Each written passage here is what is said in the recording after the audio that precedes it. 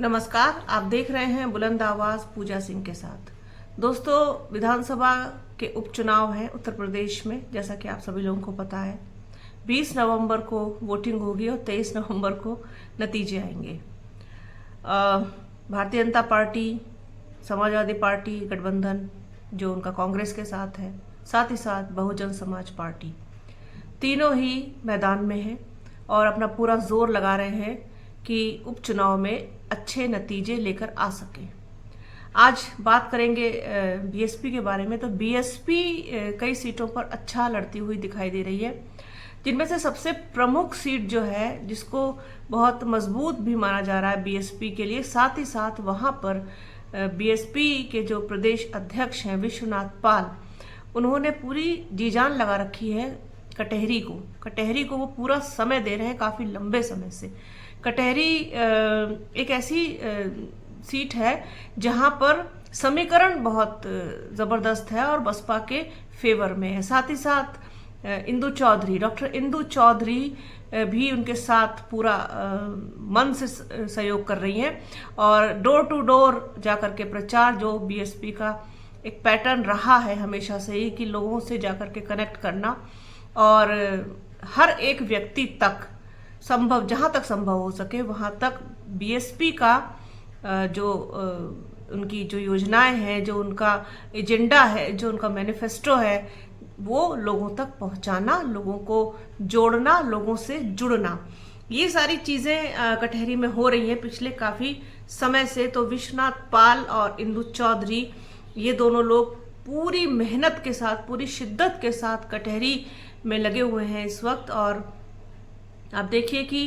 अगर जनता ने साथ दिया तो परिणाम भी बीएसपी के अनुकूल आ सकता है। इसके बाद दूसरे नंबर की सीट है, वो मंझवा की सीट है, जहां पर बीएसपी मजबूत लड़ती हुई दिखाई दे रही है। विश्वनाथ पाल और डॉक्टर इंदु चौधरी का प्रचार का एक वीडियो है हमारे पास, वो आपके साथ शेयर करने जा रहे हैं, तो उसको देखिए और बने रहिए हमारे चैनल के साथ। हमारे चैनल को लाइक कीजिए, शेयर कीजिए, सब्सक्राइब कीजिए, बेल आइकन घंटी जैसी आकृति जो है उसको जरूर दबाइएगा, जिससे कि वीडियो का नोटिफिकेशन आपको मिल सके। वीडियो को पूरा देखिएगा, ज्यादा से ज्यादा शेयर कीजिएगा। अपना और अपनों का बहुत ख्याल रखिए। जल्द मिलूंगी आपसे एक नए वीडियो में, एक नए मुद्दे के साथ, एक नई चर्चा में। तब तक के लिए जय हिंद। सम्मानित साथियों, आज आपके जनपद अम्बेडकर नगर विधानसभा कटहरी के उपचुनाव में जिनको बहन जी ने प्रत्याशी बनाया है, भाई अमित वर्मा जी, उनके समर्थन में चौपाल बैठक इस बूथ पर हो रही है। उसमें जिनको माननीय बहन जी के निर्देश पर यहाँ चुनाव में काम करने की जिम्मेदारी मिली है, माननीय इंदु चौधरी जी, जिन्होंने लोकसभा का चुनाव अभी लालगंज से इन्होंने बहन जी के आशीर्वाद से लड़ा था, वो हमारे बीच मौजूद हैं। अभी वो अपनी बात को रखेंगे।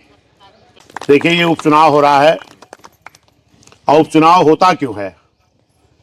क्योंकि किसी सीट पर जो चुन करके आता है तो या तो उसकी डेथ हो जाए और या तो वो इस्तीफा दे दे। तो यहाँ जो विधायक थे माननीय लालजी वर्मा जी, जिनको माननीय बहन जी ने बहुत बड़ा नेता बनाया, लेकिन इसके बाद भी बहन जी को आप सबको छोड़ के वो समाजवादी में शामिल हुए और विधायक हुए। लेकिन उनको विधायक होने के बाद लोकसभा की टिकट मिल गई और लोकसभा का चुनाव उन्होंने लड़ा। उन्होंने कहा हमें दिल्ली वाली कुर्सी पे एक बार भेज दो। और जब लोकसभा का टिकट हो गया तो जिस भी गांव में जाते थे, जिस भी क्षेत्र में जाते थे, अगर कहीं किसी कुर्मी बाहुल गांव में गए तो उन्होंने कहा आप लोग हमें सांसद बना दो, ये सीट खाली होगी तो हम विशाल वर्मा जी को चुनाव लड़ाएंगे या तो शेष कुमार जी को लड़ाएंगे। निषाद बिरादरी में गए तो कहे कि हम भीम निषाद जी को चुनाव लड़ा देंगे। यादव में गए तो बोले किसी यादव को लड़ा देंगे। मुस्लिम में गए तो बोले किसी मुस्लिम को लड़ा देंगे। लेकिन जिस जाति में वोट मांगने गए उन्होंने वादा किया और यहाँ तक कि एक निषाद समाज के बेटे भीम निषाद जी को तो लगातार, क्योंकि जो समाजवादी के राष्ट्रीय अध्यक्ष उन्होंने भी उनको आश्वासन दिया था, वो भी वहां से हेलीकॉप्टर सुल्तानपुर बेचारे का टिकट किए थे, वहां से हेलीकॉप्टर उड़ा के लाए, कटहरी में छोड़े कहें इसे जिता दो, मैं तुम्हें विधायकी लड़ाऊंगा। इतना बड़ा धोखा समाज के साथ किया समाजवादी के लोगों ने, और लास्ट में उन्हीं की पत्नी को टिकट यहां से थमा दिया गया। तमाम वो आके रोना रोएंगे कि हम तो बीएसपी में थे, हमको बहन जी ने निकाल दिया। लेकिन कारण क्या था? बहन जी ने उनको उत्तर प्रदेश का अंबेडकर नगर रहने वाले मान्य लालजी वर्मा जी को बहुत बड़ा नेता बनाया, संसदीय कार्य वित्त मंत्री का नेता बनाया, मंत्री पद दिया। और उसके बाद जब एक बार जलालपुर चुनाव आया तो मान्य बहन जी ने कहा, भाई आप तो अंबेडकर नगर में बड़े नेता हो, किसको लड़ाओगे जरा बता दो, कोई दूसरे समाज को ढूंढ लो या किसी दूसरे अपनी बिरादरी को ढूंढ लो। तो कहीं नहीं बहन जी, हमारी बिटिया लड़ेगी बस। तो उनकी बिटिया छाया वर्मा जलालपुर से चुनाव लड़ी। फिर जिला पंचायत अध्यक्ष का चुनाव आया, फिर कहे बहन जी किसको लड़ाएंगी? बहन का किसी को तैयार करो, तमाम जिला पंचायत सदस्य जीते हैं। तो उनका नहीं बहन जी, हमारी पत्नी लड़ेगी बस। 3 बार उनकी पत्नी लड़ी। तो वो चाहते हैं कि हमारे घर परिवार में ही सारा का सारा पद रहे। क्या ये ठीक है कि एक ही परिवार में सब कुछ जाए? तो इसके लिए मान्य बहन जी ने कहा, बहुजन समाज पार्टी रूपी एक नर्सरी है जहां से तमाम नेताओं को मान्य बहन जी ने तैयार किया। बहुजन समाज पार्टी एक मिशन है जिसमें बहुजन में जन्मे सभी महापुरुषों के मिशन को, सोच को लेकर बीएसपी चल रही है। ऐसी स्थिति में बहन जी ने कहा ये परिवारवाद यहां नहीं चलेगा। तो ये वहां पहुंच गए जहां सिर्फ परिवार की ही बात होती है। नाम तो पीडीए रहेगा, और पीडीए का मतलब आप समझते हो कि पिछड़ा दलित अल्पसंख्यक का विकास। लेकिन माननीय अखिलेश यादव जी ने जो पीडीए बनाया है, परिवार दल अलायंस, आपको मालूम होगा कि उनके माननीय अखिलेश यादव जी के एक चाचा थे शिवपाल यादव, जो यहां के जिताने का ठेका लिए हैं चुनाव का। उन्होंने अलग पार्टी बनाई। तो उसी लिए अखिलेश यादव जी ने कहा हमारे परिवार में जो तमाम अलगाव हुआ है, हम इसको एक करने के लिए परिवार दल अलायंस का नाम दिए हैं। या हमारे SC ST पिछड़ा मुस्लिम समझ ले तो ये तो गलत बात है, उनके लिए उन्होंने बनाया ही नहीं। फिर बहन जी ने कहा कि इस अंबेडकर नगर में आप जानते हो कि माननीय लालजी वर्मा जी अगर नेता हैं तो इतने बड़े नेता इनको कौन बनाया? जोर से बोलो। बहन जी। निषाद समाज में अगर कोई सबसे बड़ा नेता बना, माननीय धर्मराज निषाद जी, इनको इतना बड़ा नेता कौन बनाया? बहन जी। लेकिन ये बहन जी के नहीं हुए। 2 बार विधायक मंत्री बनाया बहन जी, अब आके पहुंच गए कहां? भाजपा में। क्या ऐसे दल बदलू लोगों को जीतना चाहिए क्या? जोर से बोलो। नहीं, इनकी जमानत जब्त करानी पड़ेगी। आप राजभर समाज में देखो, मान्य बहन जी ने सबसे बड़ा नेता किसको बनाया? मान्य रामचंद्र राजभर को, वो भी छोड़ के भाग गए। रितेश पांडे जी, मान्य राकेश पांडे जी, मान्य रामदेव पटेल जी, मान्य रामलखन वर्मा जी, मुस्लिम समाज के मान्य डॉक्टर मसूद जी, टांडा से विधायक मंत्री, मान्य अतार खां जी MLC, मान्य घनश्याम चंद खरवार जी, मान्य त्रिभुवन दत्त जी जिला पंचायत अध्यक्ष विधायक सांसद, मान्य जयराम विमल जी विधायक, मान्य बजरंग बली जिला पंचायत अध्यक्ष, मान्य सुधा वर्मा जी जिला पंचायत अध्यक्ष, मान्य धामूराम जी विधायक। ये सब किसने बनाया? बहन जी ने। और आपके जिले को किसने बनाया? बहन जी ने। आपके जिले में ITI कॉलेज किसने बनाया? बहन जी। पॉलिटेक्निक किसने बनाया? बहन जी। इंजीनियरिंग कॉलेज किसने बनाया? बहन जी। हॉस्पिटल किसने बनाया? बहन जी। ब्लॉक तहसील किसने बनाया? बहन जी। और जो रोडों का जाल है, बहन जी। जब से बहन जी चली गई, ये समाजवादी के लोगों की 5 साल सरकार रही है, एक भी काम बता दो कि समाजवादी ने किया हो? अरे जो बहन जी ने रोडें बनाई, अगर ये कहीं डैमेज हुई तो इनको रिपेयर तक नहीं कराया लोगों ने। लेकिन एक काम किया है, आपको शायद याद हो ना याद हो, मान्य बहन जी ने मेडिकल कॉलेज जब बनाया तो बहन जी ने कहा हमारी माताओं बहनों को, हमारे भाइयों को, हमारे अंबेडकर नगर वालों को लखनऊ भाग के ना जाना पड़े, इसलिए मेडिकल कॉलेज में बहन जी ने एक्सरे की मशीन, अल्ट्रासाउंड की मशीन, CT स्कैन की मशीन और तमाम जांचों की मशीन बहन जी ने लगाया। लेकिन जैसे माननीय अखिलेश यादव जी की सरकार आई, आपकी सारी मशीनें लेकर के कहां चले गए? कहां चले गए? आजमगढ़, जहां से उनके पिताजी चुनाव लड़ते थे। अरे आप मुख्यमंत्री हुए तो जब बहन जी ने अंबेडकर नगर वालों के लिए लगाया, अपनी बहनों भाइयों के लिए लगाया, तो भाई आप आजमगढ़ क्यों ले गए? आपको अगर आजमगढ़ ले ही जाना था तो नई मशीन लगा देते। गलत तो नहीं कह रहा हूं। इतना धोखा कोई काम नहीं किए। और इधर ये भाजपा जब से आई है 8 साल हो गया, इन्होंने भी कोई काम नहीं किया। अभी हम पीछे गांव में मीटिंग कर रहे थे तो हमने पूछा ये बताओ भाजपा ने कोई काम किया है, कोई सड़क रिपेयर कराया है? तो कहें भैया ये सैतिया चक्की लगावता है। चक्की जाना तो ना, कहूँ टूटी उटी है तो थोड़ा गिट्टी डाल के लीपत है, जो चुनाव बाद सब उधर जायू है। वो कहा चक्की दादा जाना थे। और सुना हम कहना और क्या किए हैं? कहें भैया कुछ ना, जो बहन जी अस्पताल बनाए रही उनके पोताई तक नहीं कराई, कुछ नहीं किन। 8 साल होगा आज का कहा था हम ई कराई वो कराई, अब तक का किया ये का बतावा, आगे का करवा ये का ना बतावा। तो एक जने दादा बैठा रहे, कहा भैया एक चीज मिला है। हम कहें 5 किलो राशन। हमने कहा बहुत सही बतायो दादा। हम कहें नहीं बतावा, वो करे पहले वो राशन मिलत रहा कि नहीं? कहीं मिलत तो रहा। हम कहें कै रुपया मां? कहें भैया 2-2.5 रुपया किलो मिलत रहा।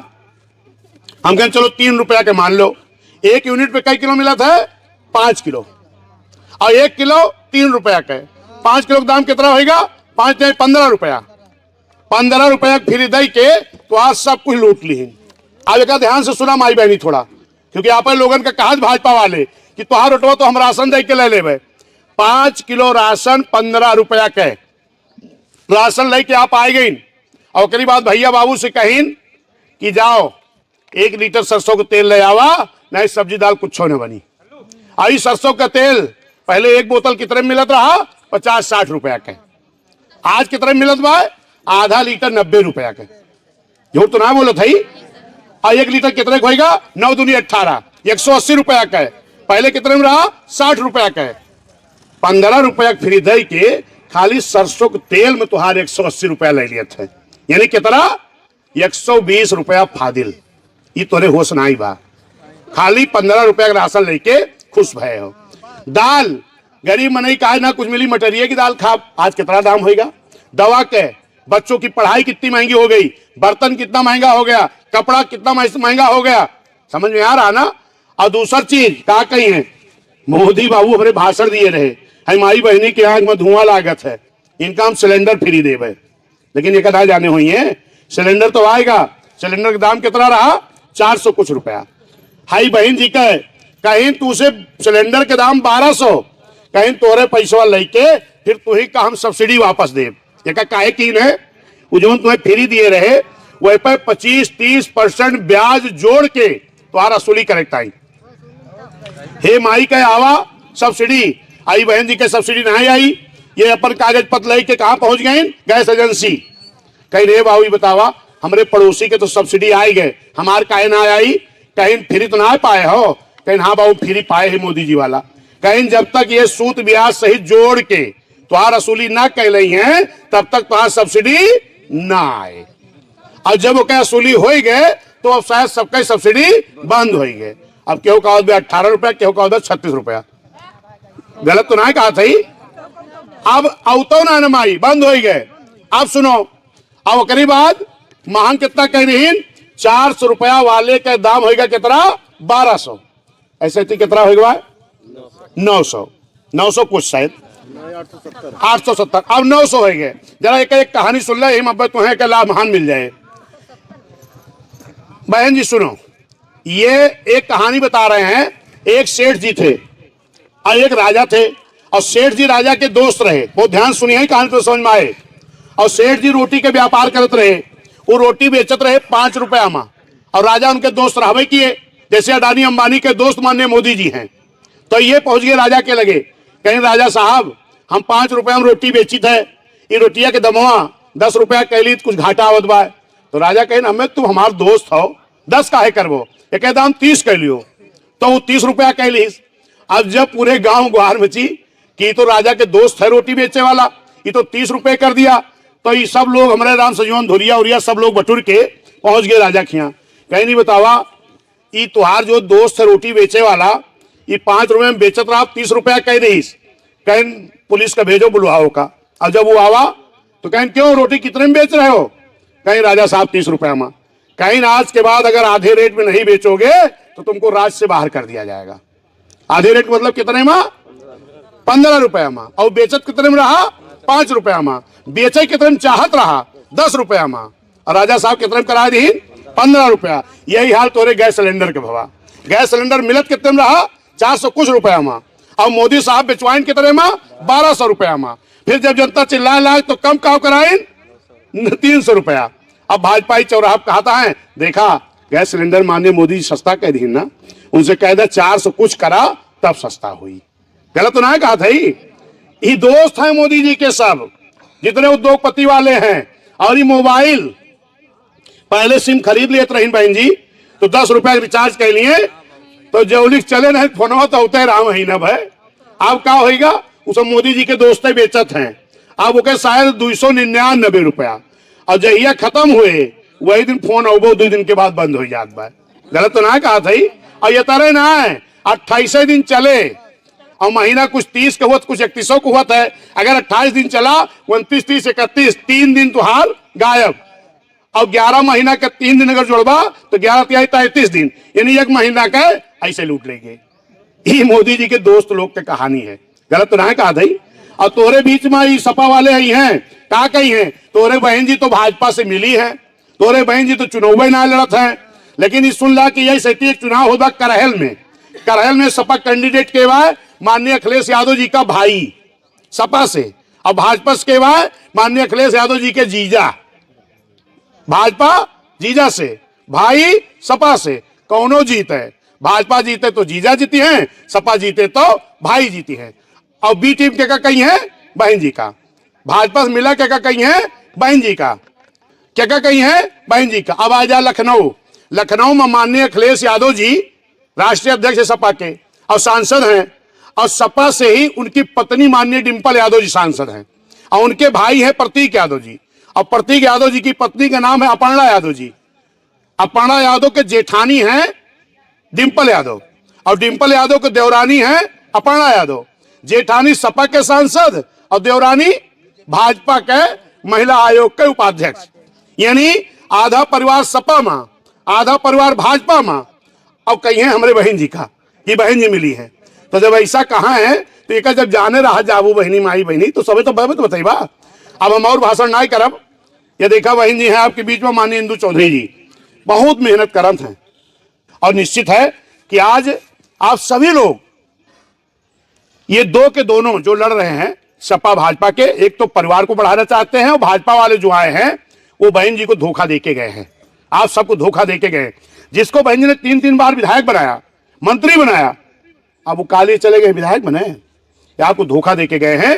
इसलिए जो बहन जी ने नर्सरी बनाई है, बहन जी ने कहा जो भागे हैं भागने दो, फिर से इसी नर्सरी से हम नया लीडर तैयार करेंगे।